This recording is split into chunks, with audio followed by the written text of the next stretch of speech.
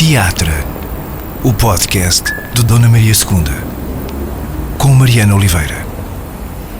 A Cátia de Rinca é atriz, programadora cultural, pessoa do teatro e da escrita e da leitura. Vou dizer assim que abarca logo mais possibilidades. A Cátia nasceu em Lisboa, com raízes a puxar também para outros continentes, já lá iremos. Em 2013 fundou ou cofundou um coletivo chamado Um Coletivo.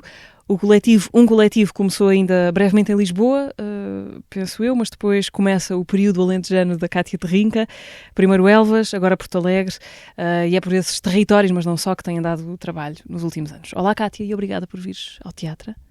Estávamos a conversar sobre isto mesmo antes de começarmos a gravar. Elvas ou Porto Alegre? Porto Alegre, não é? Agora a tua base, mas há relativamente pouco tempo. É verdade. Olá, Mariana, obrigada pelo convite para estar aqui.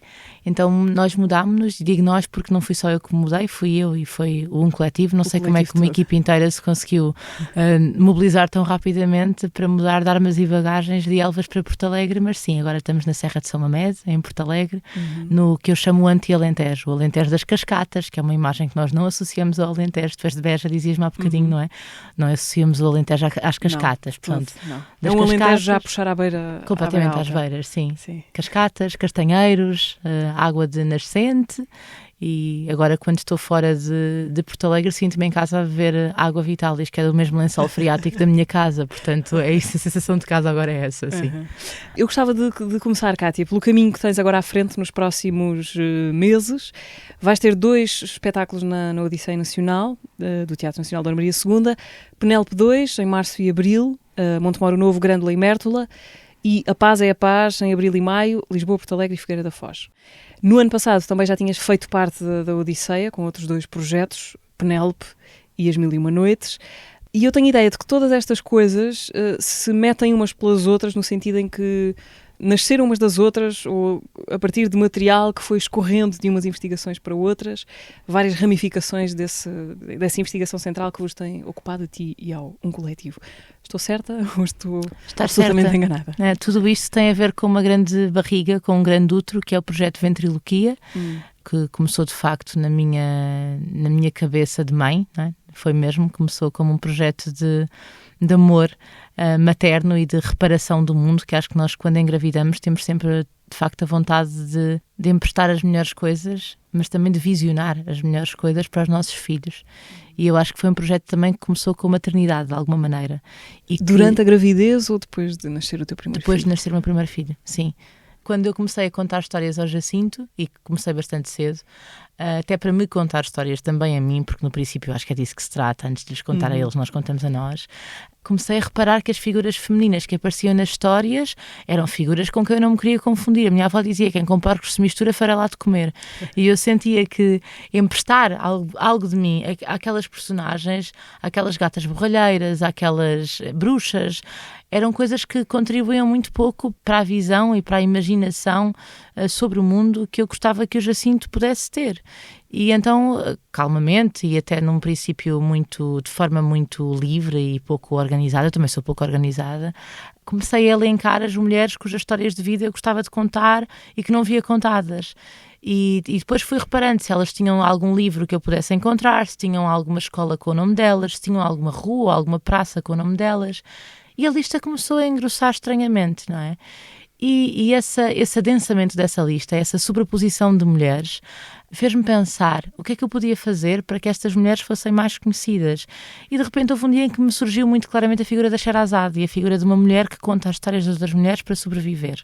É um projeto que, como o próprio nome indica, pretende tornar-me subtil ou acessória, dando voz a outras mulheres que eu considero serem as que me deram voz a mim, de alguma maneira, não é? Portanto, há esta ideia de reciprocidade ou de encontro com fantasmas, de alguma maneira. Estás a falar sobretudo de mulheres escritoras do século XX em Portugal. Não necessariamente mulheres escritoras, estou a falar de mulheres que se exprimiram através da escrita e de uma ideia de escrita. Mulheres que escreveram. Mulheres que escreveram, sim. Ou que não escreveram, ou que cantaram muitas vezes a mesma canção e que através dela contaram as suas histórias porque não sabiam escrever. Porque a escrita também é a tradição oral, as lenga-lengas, as benzeduras, as crendices, os ditados. Muitas avós, como a minha avó Margarida, não tiveram a felicidade de ter uma caligrafia. não é? Não puderam escrever sequer o nome delas. A minha avó não sabia escrever Margarida. A minha avó assinava com a impressão digital. E eu, durante muito tempo, acho que nós somos todos muito educados para o privilégio, do ponto de vista daquilo que é a educação pública, e educados para aquilo que é uma ideia de literacia, de erudição, para valorizar, às vezes em excesso, em detrimento de outras coisas. E durante muito tempo eu não vi a minha avó com os olhos com que eu gostava de ter visto, e agora tento ver, mas ela já não está cá para que eu agarre nela. E então encontro a minha avó noutras avós Margaridas. Há algumas pessoas que me marcaram profundamente e que até sabem ler e escrever, mas que me fazem aproximar dessa minha avó que cozia, da minha avó que cozinhava. A sensação que eu tenho é aquele conhecimento de uma mulher que chega, olha para o campo, apanha 3 ervas e faz comida para uma casa de família. E é um conhecimento que nós já não temos e que não ficou em quase livros nenhuns, ou em muito poucos livros. Em Alcanena, numa recolha das 1001 Noites, percebi que em Portugal se fazia esparregado de papoilas. É uma coisa que eu não sabia, de papoilas. É muito específico o esparregado de papoilas. Então que cor é que fica o esparregado de papoilas? Pois é isso, agora que tenho que experimentar, porque acho que se faz com a papoila ainda verde, ainda em veja, e portanto deve ser uma cor mais verdeada e não avermelhada, como aparece na imaginação automaticamente. Mas pronto, eu fiz esta recolha em setembro e ainda não foi tempo de papoilas desde que eu fiz esta recolha, portanto eu hei de experimentar a receita agora na primavera. Também há isso dos tempos do campo, não é? Que impõe outro ritmo. A tua avó Margarida contou-te histórias? Não, eu falei muito pouco com a minha avó Margarida. A minha avó Margarida era muito pouco dada a palavras, era uma mulher muito silenciosa, que eu já conhecia enlutada, e que conheci mais com as galinhas e com os gatos e com os cães e com os tachos e com as agulhas, mesmo depois de cega, do que com as pessoas. E a minha avó cegou e tinha muita dificuldade em vir fazer os tratamentos a Lisboa, ou seja, acho que no fundo havia alguma certeza filosófica de que estava tudo ali ao pé e não era preciso ver mais nada para além daquilo que estava na quinta. A tua avó era de Elvas? De Elvas, sim, da Quinta do Malpenteado, Estrada das Magras. Ao fundo da Estrada das Magras fica a Quinta do Malpenteado, que era onde a minha avó vivia, onde viveu, onde morreu também. Portanto, essa geografia já era um lugar da tua infância e do teu crescimento? Sem dúvida, embora não fosse Elvas no sentido da cidade de Elvas, fosse Elvas no sentido do campo, ou seja, Elvas como uma possibilidade de estar em liberdade. Elvas para mim era o campo, era as estações do ano, era os animais, era o aconchego de não ter carros ao pé. Eu nunca gostei de andar de carro, e aquela possibilidade de estar com o corpo entregue à natureza. Para mim isso é que era Elvas. Elvas não era a cidade. Eu acho que não tinha consciência sequer do património no sentido material, daquele património histórico que Elvas tem e que faz com que seja uma cidade Unesco. Eu não sei se foi aquilo que mais me marcou em Elvas. Era mesmo a dimensão do campo. Eu já vou querer saber mais sobre a tua mudança para Elvas e para o Alentejo, mas antes ainda às 1001 Noites, por onde é que se começa esse trabalho de escavação, não é? No fundo, porque uma das consequências da invisibilidade é justamente perder o acesso, não é? Não ter...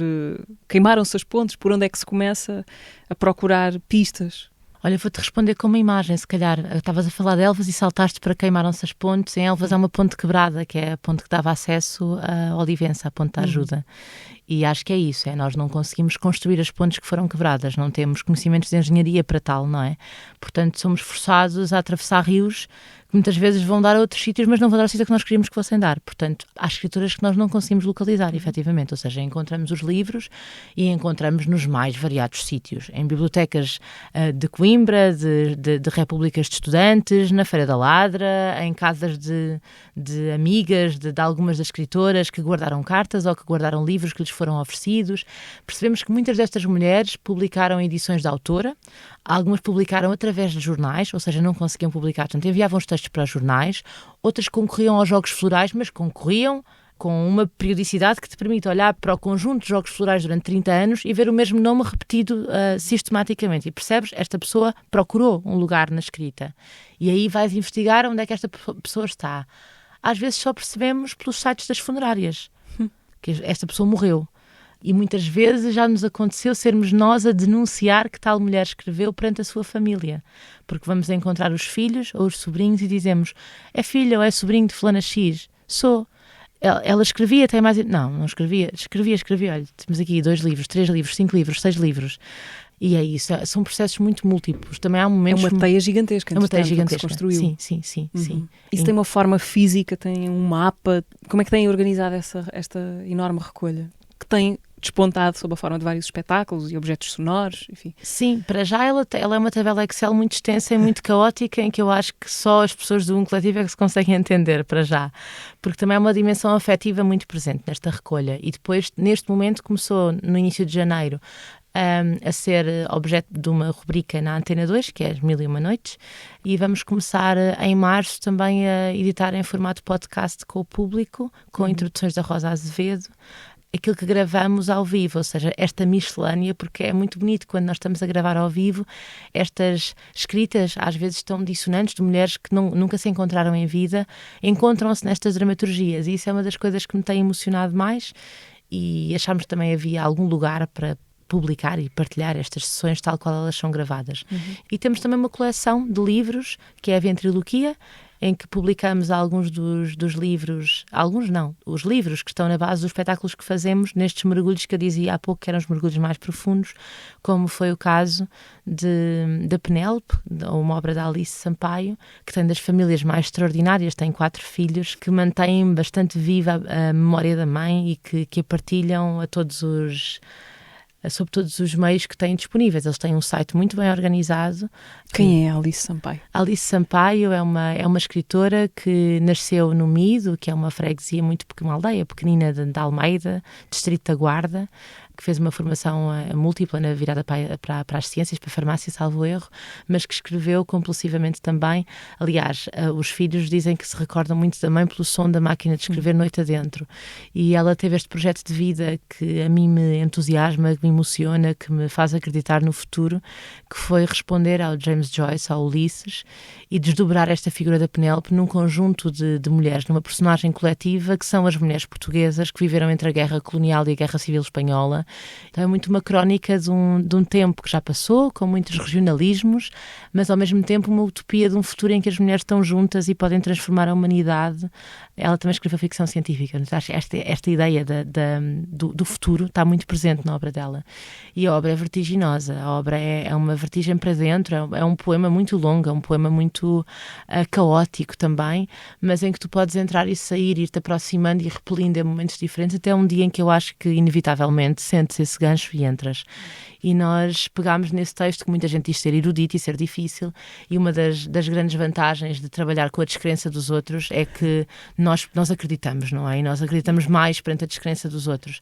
Sim. E curiosamente este projeto tem sido um projeto quase de mediação de públicos, em que muita gente se tem aproximado da estrutura de forma muito efetiva, muito vinculada, a querer partilhar e a querer, na Penélope, a Penélope fez-nos começar uma relação que eu diria que é para a vida com a Cércia Porto Alegre, ou seja, uma das coisas que mais me emocionou no ano passado foi ter amigos da Cércia, utentes da Cércia, que fizeram o processo connosco da Penélope desde o início, ou seja, que semearam o canteiro connosco, que tiveram connosco a preparar os ensaios quando as plantas já tinham florescido e connosco transportaram os canteiros para o CAE Porto Alegre, viram ensaios, viram o espetáculo, apresentaram o espetáculo a outras crianças do concelho e depois fizeram uma versão da Penélope connosco, com eles em palco, a partir das memórias que recolheram deste projeto.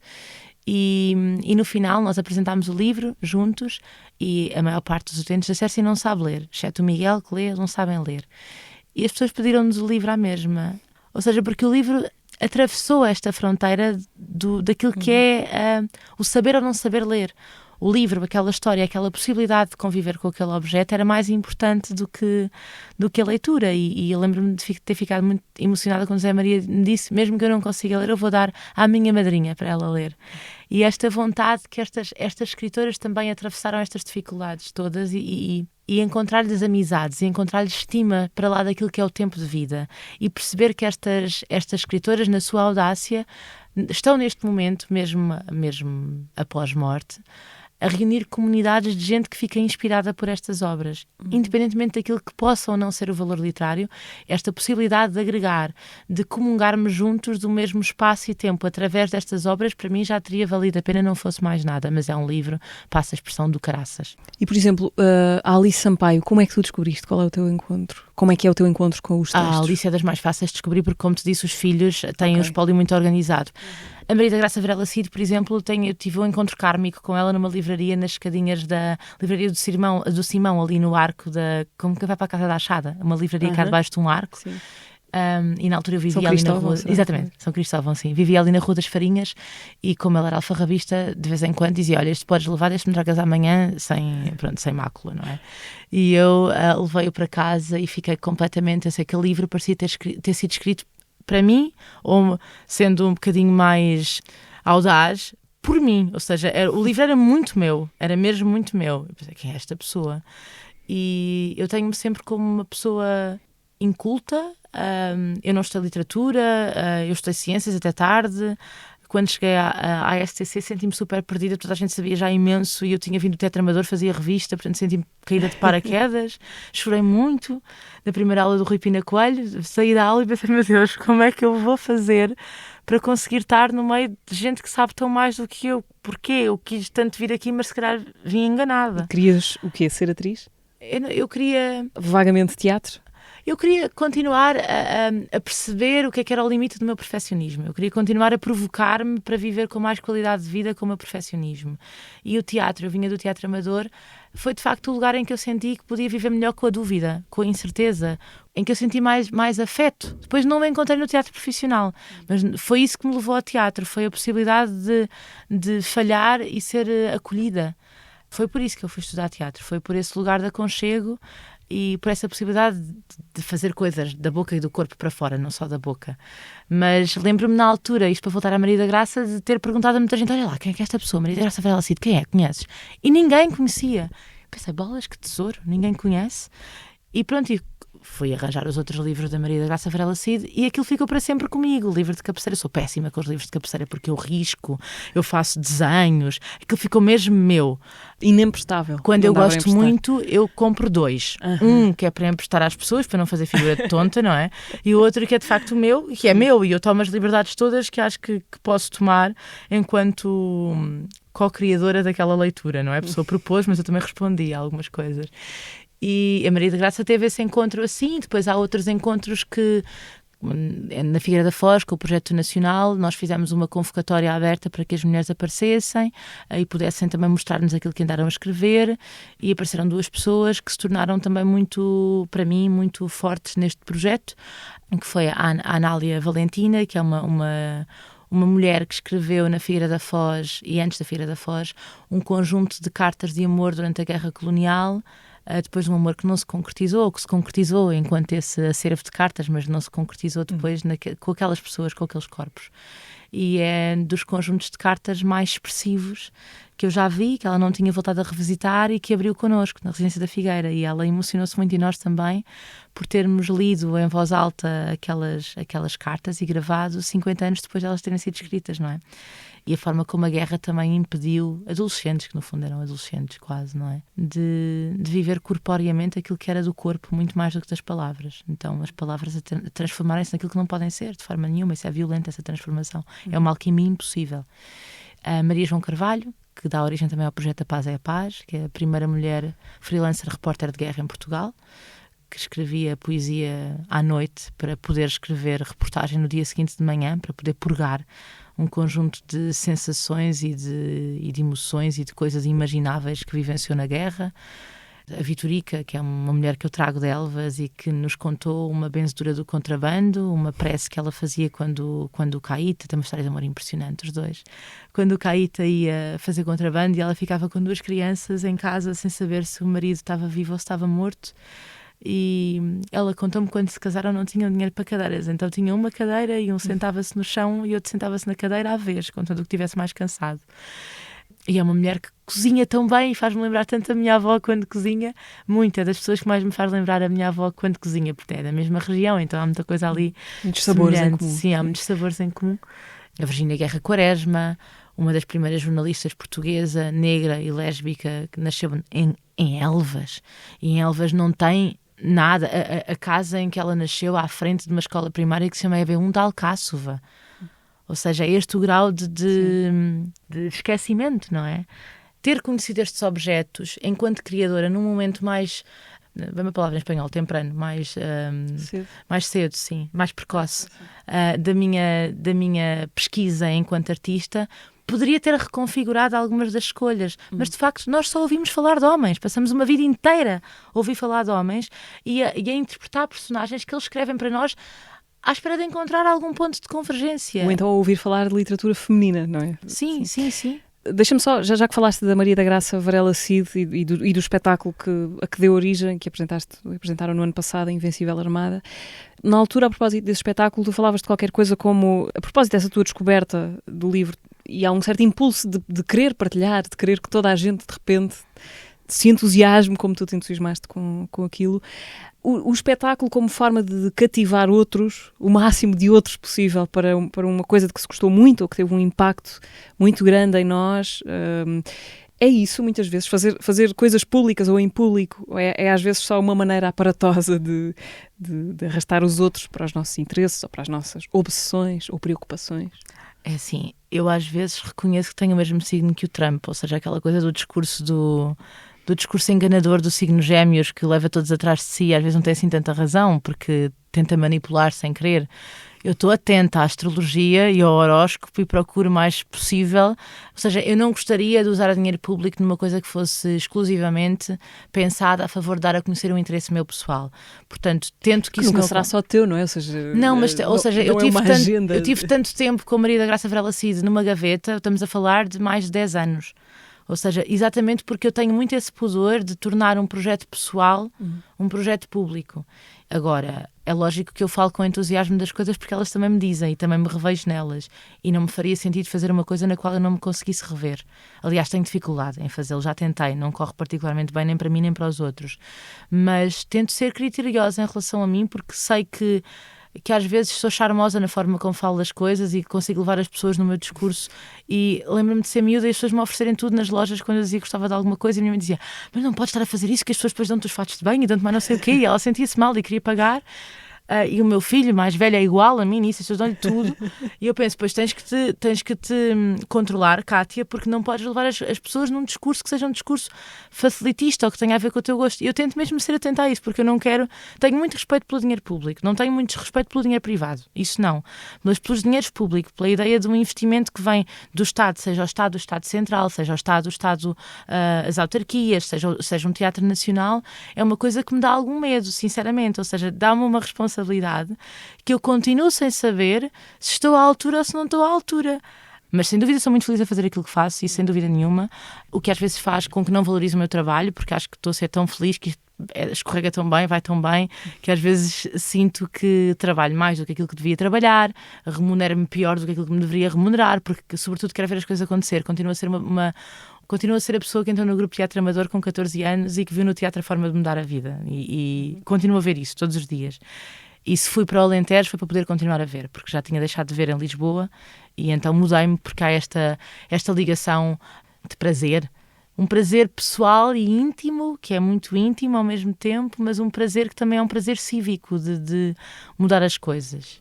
Então tu vais para Elvas, estavas a morar em Lisboa, onde nasceste, mudas-te para Elvas há 10 anos e uns trocos, qualquer coisa assim. Não, foi? um bocadinho menos que 10 anos. Okay. Eu nasci em Lisboa, mas eu nasci em Lisboa porque não havia hospital em Loures, ou seja, eu não sou lisboeta, não sou da cidade, sou do subúrbio, sou da zona de Saloia, mas que sem esse sentimento identitário de ser Saloia, porque a forma como Loures se desenvolve nos anos 90 é enquanto subúrbio, não é enquanto região Saloia. Portanto, sou suburbana, cresci, ainda não era a diversidade cultural, ainda não era uma forma de explorar Lisboa e já nós tínhamos diversidade cultural em Santa Zónia dos Cavaleiros. Portanto, eu cresci a comer paparis e a comer docinhos indianos como sendo parte da minha cultura e um cheiro que me lembra casa é o cheiro a caril, porque o patamar em que eu cresci, o meu era o nono andar, era o nono D e os outros 3 nonos andares eram de famílias indianas, portanto é um cheiro muito de infância para mim e nas minhas turmas sempre houve muita diversidade cultural e sempre senti que isso é dos lugares em que eu mais me sinto em casa, também tenho isso no meu ADN, também de alguma maneira, não é?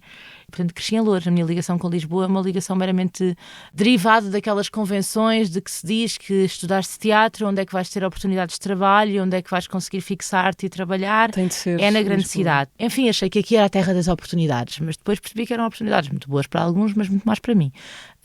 Porquê? O que é que te desencantou, em definitivo, na cidade, para sair Tenho esperando? muitas respostas para ti e não sei se temos tempo para todas. Então, a primeira foi a nível de trabalho de atriz, aquilo que estava a dizer há bocadinho, é que não fiz coisas que me interessassem muito, que não fossem as minhas coisas, as coisas que eu me propunha fazer. E depois encontro-me com o Ricardo Boleo em 2013 e em 2012 ainda, e ao mesmo tempo com o Teatro do Vão, do Daniel Gurjão e da Sara Garrinhas, e percebi que esses lugares de experimentação em que eu tinha um papel mais ativo na dramaturgia, na concepção do espetáculo, eram lugares em que eu me sentia bastante realizada. Não recebia dinheiro na altura por nenhum destes sítios, não é? Portanto, tinha que viver de outros projetos. E ouvi muita coisa que eu acho absolutamente desumana. Desde fazer um contrato com uma agência, alguém se despedir de mim e dizer: espero que me tragas muito dinheiro. Eu pensei: eu espero não vos trazer muito dinheiro, mas outras coisas. Portanto, houve uma série de... Isso no início da tua carreira, vá lá, das tuas primeiras Sim, eu experiências sou como atriz. comunista, eu não estou à espera que ninguém me responda como se eu fosse uma mercadoria. Tá bem? Para mim é assim, enquanto feminista, enquanto comunista, assim, o maior vexame que me podes fazer, e fez-me pensar muito. Eu quero submeter-me a isto, eu lavo escadas. Eu vou lamber sabão, vou fazer outra coisa qualquer. Agora, ser aquelas coisas de estás a perguntar uma dúvida num processo de trabalho, dizendo que a atora faz, a atora não pensa, disse: não, vai chamar outra. Loiras há muitas. Essa coisa do ser tratada como a loira, a loirinha, como cheguei a ser chamada em algumas produções, fez-me perceber que eu não estou nesse lugar, não quero estar, não me submeto a ele. Chamem-me nariz empinado, chamem-me aquilo que quiserem. Eu gosto de me sentir bem com quem sou e preciso me sentir também... como acho que toda a gente precisa, não é? Respeitada e desafiada. Ou seja, para mim estar a fazer o papel da loira não é um desafio. E eu preciso de desafio. E Lisboa, os desafios que me trazia eram desafios completamente estúpidos, que era onde estacionar o carro no meio da chuvada porque não há lugares, não é? Como deixar a bicicleta suficientemente presa para ninguém me roubar, porque me roubaram a bicicleta, como arranjar não sei quantos trabalhos ao mesmo tempo e conseguir meter não sei quantos ensaios para sobreviver. E pensei, isto não são os desafios aos quais eu quero responder. A minha vida estava tomada por assuntos domésticos e nada interessantes. E de repente surgiu uma possibilidade de fazer um trabalho no Porto e não compensava pagar a casa em Lisboa ao mesmo tempo. A resposta não é muito interessante, mas eu avisei perante a tua pergunta. Não, eu estou muito interessada. E na altura comecei a namorar com o João também e fizemos contas e pensámos, olha, vamos largar a casa em que estamos e vamos arriscar a ir para a casa de família em Elvas pelo menos um período. E chegámos lá... E voltas a olhar para o céu, voltas a olhar para o chão, voltas a ver as estações do ano e começas também a perceber que aquilo que tu queres tornar necessário, a tua presença que tu queres tornar necessária na grande cidade, é a necessidade que as pessoas têm na província, ou em muitas províncias. Portanto, eu escuso-me tentar fazer necessário em Lisboa e acenar a toda a gente, porque eu ali chego e percebo claramente que sou necessária. E isto não é um excesso de autoestima, é... uma radiografia exata daquilo que é a quantidade de espaços culturais abandonados tão desde sempre que ninguém os sente como abandonados, mas os sente presentes assim. É aquilo que está fechado porque sempre esteve. E de repente tu percebes que aí há um trabalho teu que faz sentido e que tu não tens que gritar para que faça sentido. É bastante óbvio que faz sentido. Mas então como é que foi fixar a vida e recomeçar uma vida em Elvas e com um projeto artístico, um coletivo... que quando for, eu não sei se já tinhas ideia de é aqui que vamos... Não, ou não se, tinha. enfim, não havia propriamente um plano. Não havia um plano. Mas as coisas foram acontecendo. Foi difícil fazê-las acontecer?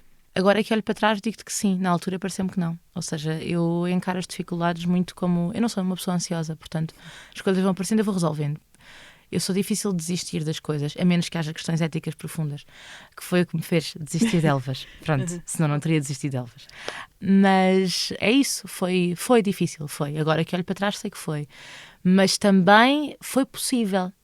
O que é que aconteceu para terem de sair de Elvas, Cátia? Na verdade, o que aconteceu foi um regresso ao passado, uma viagem mística em que eu regressei ao pré-25 de Abril e percebi que há determinadas pessoas para quem a democracia é uma realidade do ponto de vista da lei, mas da prática não é.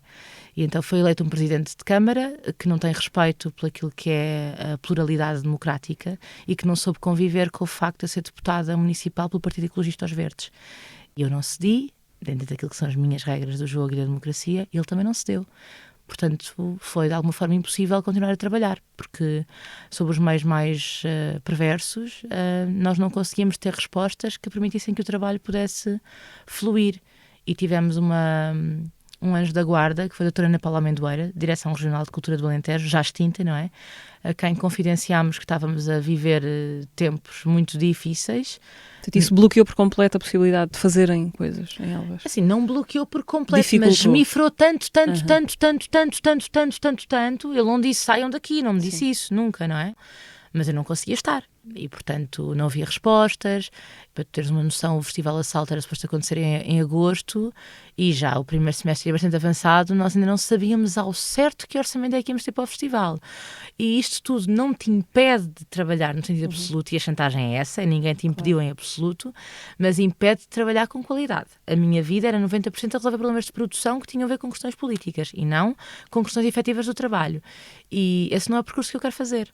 E isso é claro para mim, ou seja, a maternidade também nos dá alguns pontos de vista muito claros. Se eu vou passar a maior parte do meu dia a arranjar stress para passar aos meus filhos, então eu tenho que mudar de atividade, porque eu não quero ser essa pessoa.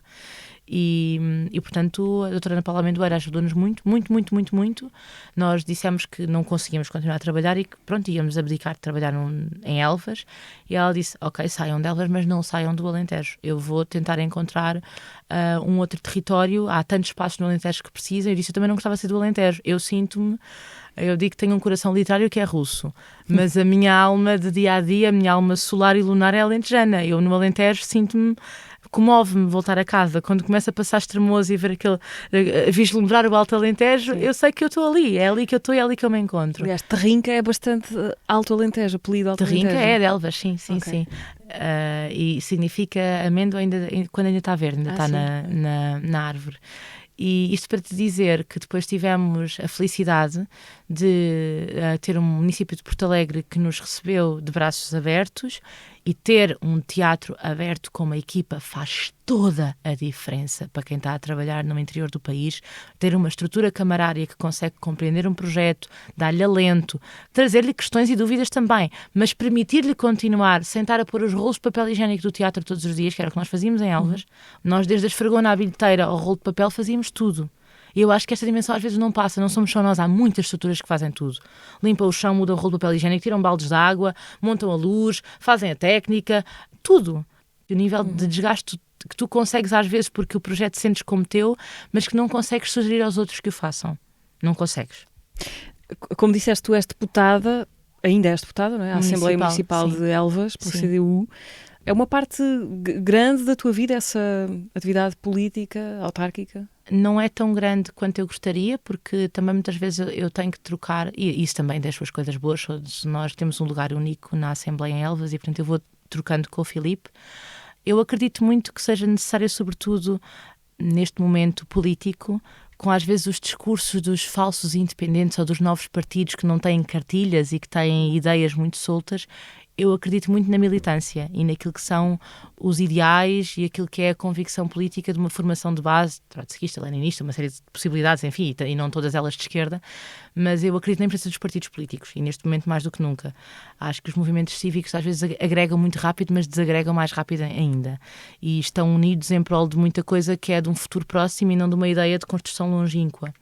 E, portanto, a mim traz muito conforto, mesmo que não concordo com tudo aquilo que se faz nos Verdes e muito menos na CDU, mas é um lugar de aprendizagem também, em que eu consigo conviver com pessoas que têm opiniões e que me ajudam a pensar questões sobre as quais não penso todos os dias, porque infelizmente a maneira como nós pensamos a ecologia em Portugal é quase uma consequência do capitalismo, não é? Então a possibilidade de pensar um outro sistema ecológico e por isso mesmo uma outra vida na Terra, no planeta, que os Verdes muitas vezes me abre essa porta, é uma coisa da qual eu preciso também.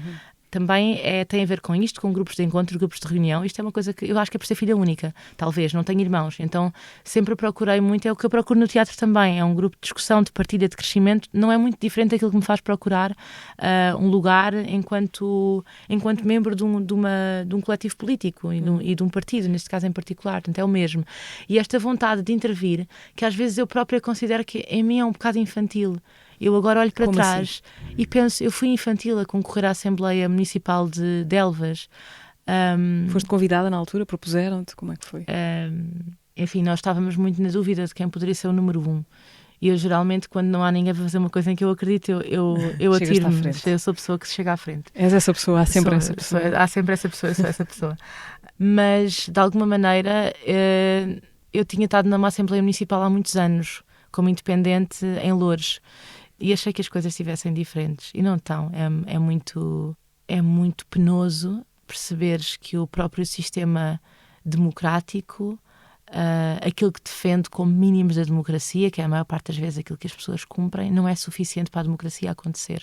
Ao mesmo tempo, hoje em dia, penso, eu até agradeço ao Rondão Almeida a perseguição que ele me fez durante um ano. Que é o presidente. É o presidente. Porque eu, de facto, estou tão bem agora, estou tão feliz. Tenho uma casa que eu adoro, que tem estrelas e que tem água de furo. Os meus filhos estão a crescer num contexto do qual eu gosto mais, numa escola que eu acho que é melhor do que as escolas que eu visitei antes. Eu estou mesmo feliz. Mas isso não me impede de refletir criticamente e pensar o que é que eu estou a conseguir de facto modificar com uma presença que é episódica, porque as assembleias são super episódicas e de facto são sítios em que há muito pouca discussão crítica. Muito pouca discussão crítica. Reuniões da Assembleia dão material para espetáculos? Não para os meus, mas dão, sim. Eu tenho sonhos sensoriais.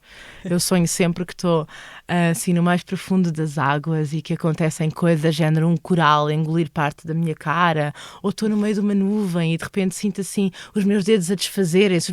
E os meus espetáculos também são sensoriais. Eu não consigo pegar em elementos muito pragmáticos e muito frios como os de uma Assembleia Municipal e fazer um espetáculo interventivo. E talvez por isso a minha necessidade de me vincular à política, porque é uma zona que eu tenho. Sim, que às vezes também acontecem coisas bastante surreais, não é? Nesses contextos. Não, sim, surreais sim, mas não surreais do ponto de vista de... Okay. Sim, percebo-te, sim. Na verdade ou seja, eu não queria dizer isto publicamente, mas eu acho que a democracia tem sido um processo de desilusão também. Eu gostava de poder contribuir positivamente para uma alteração, que eu não sei qual é que é, mas que eu procuro, e isso também é o que me leva, se calhar, a estes coletivos de discussão política. O que é que nós precisamos de refundar? E eu acho que tem a ver com o sistema educativo também e com a ideia de tempo livre. Acho que o tempo livre faz-nos muita falta. O tempo livre, o tempo para prevaricar, o tempo para desobedecer, o tempo para nada, para não fazer nada. O tempo para o aborrecimento absoluto é de onde vem a liberdade. A liberdade tem que vir do tempo livre, não pode vir do trabalho. A liberdade não pode vir do trabalho. Eu ainda estou à procura, eu estou completamente à procura do meu lugar na democracia, mas eu quero ter um. Mas é isso, eu acho que eu passo a vida à procura, eu tenho muitas dúvidas, vivo com algumas angústias, mas gosto bastante de viver, gosto de comer, e isso é uma grande parte de gostar de viver, é gostar de comer e experimentar coisas novas. Mas nenhum dos lugares que eu ocupo com certeza de que eu posso ocupá-lo devidamente, e isto vale para tudo. Vale para a minha posição enquanto mãe, vale para a minha posição enquanto filha, vale para a minha posição enquanto atriz, enquanto diretora de uma companhia. Eu nunca pensei ser diretora. Quando as pessoas me dizem isto, eu penso, por favor, não chamem, porque eu tenho medo tenho muitas sensações múltiplas perante a tudo aquilo que eu faço. E sei que às vezes faço muita coisa e às vezes penso, eu faço coisas a mais, porque é que eu não deixo para os outros fazerem? Mas olha, deixa-me aproveitar o seguimento em que vinha a conversa para fazer chegar aqui uma pergunta. Fala-te o Luís Sousa Ferreira, diretor adjunto do Dona Maria II. O Luís pergunta-te. Olá, Cátia, olá, Mariana. Estamos no ano das celebrações do 25 de Abril e há um tema que me preocupa, e sei que preocupa também a Cátia, que tem a ver com a democracia da cultura. E gostaria de ouvir a Cátia falar e de saber a sua perspectiva sobre o estado da arte, da cultura em Portugal, mas numa perspectiva mais ligada aos territórios que normalmente são chamados de interior, a própria fixação de artistas profissionais e da relação efetiva das comunidades com a arte e a cultura contemporâneas. Então, eu vou ser, acho que, positiva nesta resposta. Pronto, eu, como estava a dizer, há 1 ano e meio mudei de território e mudei para Porto Alegre. E isto pode ser comparativo com a realidade de Elvas e não tanto com a realidade nacional. Mas o facto de ter um diretor artístico e ter uma equipa a dirigir e a pensar um espaço como o Centro de Artes e Espetáculos de Porto Alegre permite, de facto, que eu sinta um fulgor em Porto Alegre na sua relação com os artistas locais, que há, e isso é maravilhoso. Na Serra de São Mamede, nomeadamente em Porto Alegre, Castelo de Vide e Marvão, nós temos organizado desde novembro um grupo de entreajuda e entre artistas, entre vários coletivos artísticos da Serra, para procurar maneiras de fixar no território e e de trabalhar com diferentes comunidades. Portanto, eu sinto que esse trabalho é um trabalho, ou seja, talvez os artistas estejam alerta para essa condição de fragilidade e para essa dependência que a democracia parece ter também daquilo que seja um trabalho de profundidade, de continuidade, de vigilância, não no sentido policial da palavra, mas no sentido de cuidado também uns dos outros, que a arte pode permitir. E aquilo que eu intuo é que, sendo tempos de resistência e sendo tempos em que já é claro para nós aquilo que estávamos a falar antes, de que temos que desdobrar a liberdade e a democracia noutras coisas que não sejam só o chavão, eu sinto que há muitos artistas atentos e que, depois de ter havido um momento em que, de alguma maneira, e eu sentia muito isso enquanto espectadora que vinha do subúrbio, alguns espaços e alguns objetos não eram pensados para mim, que vinha do subúrbio, sob vários pontos de vista. Hoje em dia acho que se pensa muito no trabalho da mediação, e na mediação como forma não só de encontrar novos públicos, mas como também de encontrar artistas entre aquilo que seria supostamente um público. Ao mesmo tempo, esta questão perniciosa da relação entre o poder e o financiamento das artes é uma questão que às vezes é limitativa da forma como as pessoas sentem que podem abordar algumas questões. E eu acho que o debate não é o 1%. O debate não tem que ser uma percentagem, tem que ser uma garantia absoluta de que todo e qualquer cidadão, viva ele onde viver, tem direito e acesso à participação ativa na cultura. Ou seja, inverter a coisa, ou seja, não é financiar os artistas, é dar às pessoas a possibilidade de como o Sistema Nacional de Saúde, cultura. ninguém fala nele como financiar os médicos ou como financiar os professores. Ou seja, por consequência do financiamento ao cidadão, o médico tem um emprego e o professor tem um emprego. Mas não é, ou seja, o sistema não é para beneficiar os médicos e os professores. Depois podemos pensar na qualidade de vida e na qualidade de trabalho que é dada aos diferentes profissionais. Mas o sistema de financiamento cultural tem que ser pensado a favor dos cidadãos. E isso, para mim, não tem nada a ver com 1%. É a lógica que está errada. Eu acho que isso é um passo que é ambicioso, é óbvio, mas a política é ambiciosa. Ou seja, transformar é uma ambição. E eu acho que temos políticos muito pouco corajosos. Essa é a verdade. Ou seja, se olharmos, ainda outro dia estava a pensar, os debates a seguir ao 25 de Abril devem ter sido incríveis. Quer dizer, ter o Álvaro Cunhal a bater com o Sá Carneiro não tem nada a ver com as discussões que nós temos agora. Quer dizer, quem é que são as grandes figuras políticas hoje em dia que nos podem emprestar sonho com aquilo que dizem? Onde é que há projeto? Onde é que eu vislumbro um projeto político que possa, efetivamente, fazer-nos sonhar com ir às urnas e mudar o país? Mas isto para dizer, eu acho que essa alteração é uma alteração que nós estamos muito longe de ter algum político, venha ele de onde vier, que tenha a coragem, de facto, de pensar a cultura como está na Constituição. Eu fiquei muito esperançosa quando surgiu o Ministério da Coesão Territorial, mas não ouvi nada do que aconteceu depois. Qual é a coesão territorial que eu posso ter quando, imagina, eu tenho amigos em Elvas que nos querem visitar em Porto Alegre, capital do distrito de Elvas, não é? Ou seja, em Elvas, os transportes podem sugerir-te apanhares um autocarro para Lisboa e de Lisboa ires para Porto Alegre. É muito prático, não é? Bem prático. E, portanto, eu acho que estas coisas também têm que ser pensadas transversalmente, e nós temos que, obrigatoriamente, começar a olhar para a crise da habitação como uma crise também do transporte, como uma crise do litoral, como uma crise do trabalho, uma crise do interior. Portugal passou a ser meio país, não é? Portugal passou a ser o que estava à beira-mar. O que é até um pouco bizarro pensar, porque o nosso país é pequeno. Eu acho incrível. Nós quase não temos interior. Interior Eu acho muito esquisito e é uma coisa, francamente, que me transtorna muito. Mas, de facto, as pessoas continuam a dizer, quando eu vou para Porto Alegre, então agora vais para baixo. E o Alentejo não é abaixo de Lisboa, necessariamente. O Alentejo é abaixo do Tejo. Eu estou acima de Lisboa. Mas a quantidade de pessoas que me diz que eu vou para Sul e que eu vou para baixo em relação a Lisboa é avassaladora. Ou quando tens pessoas que dizem, eu também estou no Alentejo, e as pessoas estão em Odisseis, eu digo, amigo, deves conhecer aquela pessoa que mora em Castro Verde. E eu penso, claro que não, estou a imensos quilómetros dessa pessoa, estou mais perto de ti em Lisboa do que agora do sítio em que tu estás. Sim. Há um desconhecimento profundo, mesmo profundo. Mas deixa-me perguntar-te uma coisa, me ficou pendurada há bocadinho. Sentes que há cada vez mais pessoas como tu a fazer esse movimento de sair das cidades grandes e a mudar-se para o interior ou para sítios mais pequenos, continuando o trabalho artístico nesses sítios, mas não necessariamente. É porque eu tenho essa impressão, mas que isso está a acontecer na vida de muita gente, mas não sei se é distorção enviesada da minha bolha. Sim, pode ser distorção enviesada da minha também, mas eu em Porto Alegre sinto que esse é um fluxo muito, muito comum, ou seja, a maior parte das pessoas que está nestas estruturas que se reúnem periodicamente, não a totalidade, mas a maior parte, não é de Porto Alegre, não nasceu em Porto Alegre. Sentiu, por algum motivo, a necessidade de se radicar numa zona que permitisse que o projeto crescesse como dizias há bocadinho, respeitando os ritmos naturais do crescimento, portanto, numa procura de simbiose entre aquilo que é um projeto comunitário, o teu tempo pessoal, o tempo da terra e o tempo da natureza também. E sinto que talvez se houvesse apoios para fixar, para o início, estou aqui a tirar um bocadinho para o ar, mas acredito que teríamos mais gente a arriscar. Cátia, tu és mãe, já aqui falaste disso, de 2 crianças, é isso? 2. Estou certa. Pensas muito em educação, ou seja, no sentido de tenho este programa, quero fazer desta maneira e daquela, ou as coisas da educação dão-se naturalmente na contingência da vida? É um misto das duas coisas, sem dúvida nenhuma. Ou seja, às vezes até acho que, sobretudo com o primeiro filho, isto é daquelas experiências clássicas, não é? O primeiro eu fiz uma lista das coisas E que... o segundo foi completamente à bala. Pronto, o segundo já... Mas é essa parte, é a parte incrível, se tu perceberes que não vale a pena organizar demais. Porque depois o projeto é feito por eles, não é? São eles, neste caso estou a falar do Jacinto e do Delfim, são eles que me dizem qual é a educação que querem e que precisam. Há muito pouca coisa que eu possa definir à partida. Mas decidi que ia dar colo, ia dar mama até que eles quisessem. E foi Jacinto que me disse um dia, olha mãe, acho que o leite está preparado para o irmão, não quero beber mais. E eu pronto, está bom. Mas foi ele também que disse quando começou a querer ir para a escola.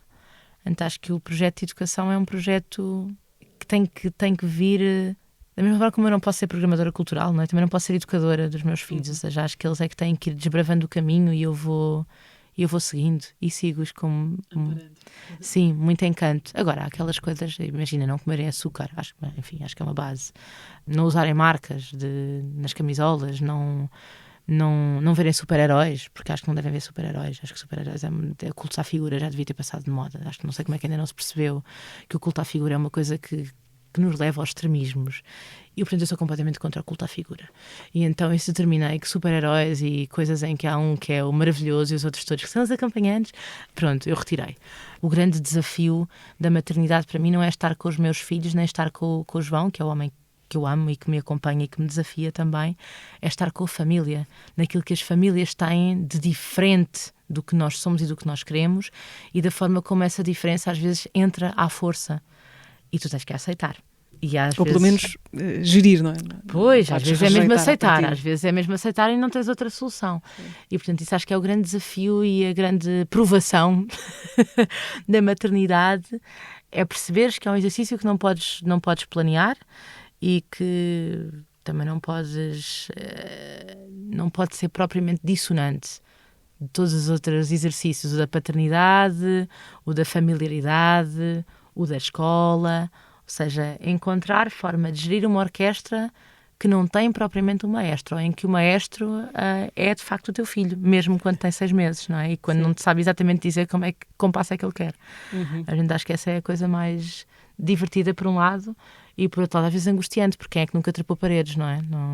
Acho que toda a gente trepou uma parede, mesmo que imaginária. Eu lembro-me quando o Jacinto nasceu, eu tinha muitas vezes a sensação de que aquilo que estava a dizer no início, ainda informalmente, eu sou muito perfeccionista e tive uma sensação de, meu Deus, é agora que eu vou falhar todos os dias, não estou preparada para falhar todos os dias, e que foi muito violento para mim, perceber que, bolas, eu ia mesmo ter que falhar à sério, ou seja, era pior que no teatro, porque no teatro já tinha aprendido mais ou menos a lidar com as falhas. Eu nunca tive uma branca, eu tenho pânico de ter uma branca um dia em cena, nunca tive. Opa, e com os miúdos tu estás sempre a dar contigo a falhar, estás sempre a apanhar-te na curva. Como o quê? Gritar quando não devias? Com certeza, gritar quando não devias, sobretudo isso, gritar quando não deves, às vezes dares uma regra qualquer que tu próprio percebes a seguir que é estúpida, porque é que eu fui dizer isto, por amor de Deus. Para de roer as mangas, estás a roer as mangas para quê? Vais cair. Sim, isso vais cair, eu não sou muito de vais cair. Mas a coisa do vai correr mal, isso não... parece um porco, olha para a hora da tua roupa e pensa, eu própria ando com roupa que parece uma porca, porque é que eu estou a dizer isto a ele? Mas pronto, dou comigo a dizer, mas porquê? Deixa-o estar. Uma espécie de automatismos, não é? Sim. E estão aqui prontos a disparar. Revês toda a tua infância, até aquela de qual não te lembras. Como é que concilias essa maternidade a tempo inteiro com a tua vida criativa, artística? Vou conciliando. Também não te sei responder como. Às porque vezes há cansaço também. Eu própria às vezes não percebo como é que consigo conciliar. Mas não sou capaz para o meu filho uma escola privada. Lá está aquela questão ética. Eu não consigo sugerir e pagar para o meu filho fazer parte de uma elite. É uma coisa que vai completamente contra os meus valores e os meus princípios. Portanto, ele está na escola pública, falta muitas vezes à escola, está na creche. no pré-escolar, aliás, e não na creche. Falta muitas vezes porque acompanha-me e eu acho que isso enriquece-o bastante e tenho a sorte de uma das pessoas que encontrei em Porto Alegre e que tem sido uma aliada desta minha forma de trabalhar também, é a professora Helena, que é a professora do Jacinto e que é absolutamente compreensiva, amorosa e amistosa para com aquilo que nós fazemos enquanto família e aquilo que nós fazemos enquanto profissionais, porque as coisas se misturam. O João, que é o meu companheiro, também é o João de um coletivo, ou seja, nós somos o João e a Cátia de um coletivo e somos o João e a Cátia casal e pais do Delfim e do Jacinto. Portanto, estas coisas misturam-se todas bastante e só são possíveis porque encontramos alguns aliados incondicionais dos quais não conseguimos abdicar, não é? E, portanto, vamos conciliando. Vamos. E acho que os teatros também têm que fazer uma reflexão sobre que lugar é que existe para os filhos dos artistas e dos técnicos. Não existe. Muitos não têm sequer um fraldário. Quando têm, não está no camarim. Está no espaço é que o público vai. Ou seja, os artistas não estão respaldados nem acompanhados nas suas necessidades de construir famílias. Estou a falar de famílias no sentido muito convencional, neste momento, de ter crianças.